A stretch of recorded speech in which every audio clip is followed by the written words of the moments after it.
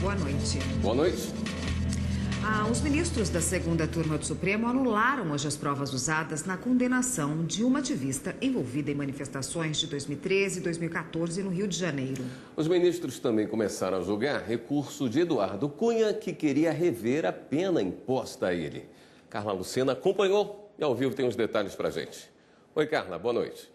Oi, William, boa noite para você, boa noite a todos. Vamos começar falando sobre o caso da ativista e também advogada Heloísa Sami Santiago. Ela foi condenada por associação criminosa por envolvimento em atos violentos durante as manifestações de 2013 e 2014. Vamos lembrar que essas manifestações elas começaram de forma isolada em São Paulo. As pessoas protestavam contra o aumento da passagem no estado e poucos dias depois essas manifestações elas tomaram proporção nacional. E aí, sim, milhares de pessoas foram às ruas reivindicar sobre diversos assuntos, entre eles corrupção e também contra a realização da Copa do Mundo no Brasil em 2014. Foi também durante esses protestos que ficou conhecido o grupo chamado Black Bloc. Essas pessoas elas foram apontadas por cometerem atos de vandalismo contra prédios e equipamentos públicos. Eram identificadas como pessoas que andavam de preto e também mascaradas. Na ação penal, a ativista Heloísa Sami, ela foi apontada como uma das líderes desse grupo. E aqui no STF, ela questionou, então, a condenação contra ela. Vamos ver a reportagem. Heloísa Sami Santiago foi uma das 23 pessoas condenadas em julho de 2018 por se envolver em atos violentos durante as manifestações de 2013 e 2014. A justiça decidiu que a ativista deveria cumprir pena de 7 anos de prisão, podendo recorrer em liberdade. A denúncia apontou Heloísa como uma das líderes do movimento, conhecido como Black Bloc. No STF, a defesa alegou que a condenação foi ilegal, porque se baseou em depoimento de agente da Força Nacional infiltrado no grupo. Atribuiu a Heloísa uma certa ascendência sobre os Black Blocs, sendo que ela era advogada popular nas ruas. E que, portanto, essa incriminação ela surge dentro de um paradigma que se apoia numa prova que não se sustenta dentro de um substrato legal, válido e apto a produzir um panorama de incriminação. O ministro Gilmar Mendes considerou que o policial foi além do permitido em lei.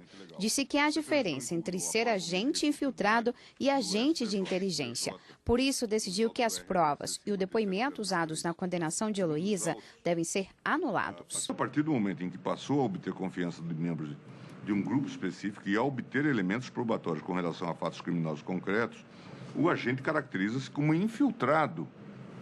E isso pressupõe a autorização judicial, que deveria ter sido requerida aos órgãos competentes.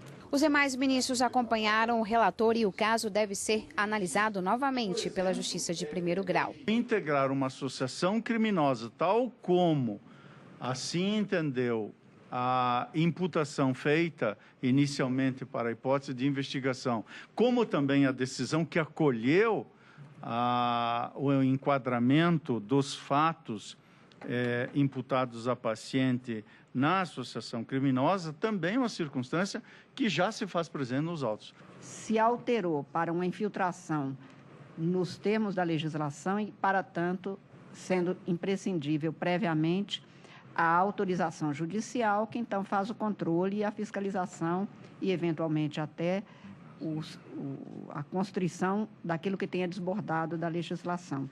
Esse tipo de infiltração em grupos específicos de natureza criminosa exigem, sim, autorização judicial. Os ministros da segunda turma também começaram a julgar habeas corpus do ex-deputado federal Eduardo Cunha. O caso tem a ver com o recebimento de vantagem devida em contrato da Petrobras para a exploração de campos de petróleo na República do Benin. Por essa conduta, Cunha foi condenado pela Justiça do Paraná a 15 anos e 4 meses de prisão em regime fechado pelos crimes de corrupção passiva, lavagem de dinheiro e evasão de divisas. A defesa alega pena desigual e pede que o ex-parlamentar responda apenas pelo crime de corrupção. Se ele é acusado de receber em uma conta de um truste no exterior, é só o ato de receber e, portanto, é o próprio ato da corrupção. Não há nenhum ato autônomo de lavagem, nenhum dolo autônomo. E olha só, o julgamento do habeas corpus do ex-deputado federal Eduardo Cunha não foi concluído na sessão de hoje da segunda turma. Lembrando que o ex-parlamentar está preso desde 2016 no Complexo Médico Penal, que fica em Pinhais, na região metropolitana de Curitiba, no Paraná. O presidente da segunda turma, o ministro Ricardo Lewandowski, disse que o caso dele exigia uma discussão mais aprofundada e, portanto, a participação de todos os ministros que compõem a segunda turma. O decano, o ministro Celso de Mello, não pôde participar da sessão de hoje. Não há uma data para esse caso voltar à pauta da segunda turma. Vamos aguardar então, e agora segue com vocês aí no estúdio, William, Érica. Obrigada, Carla.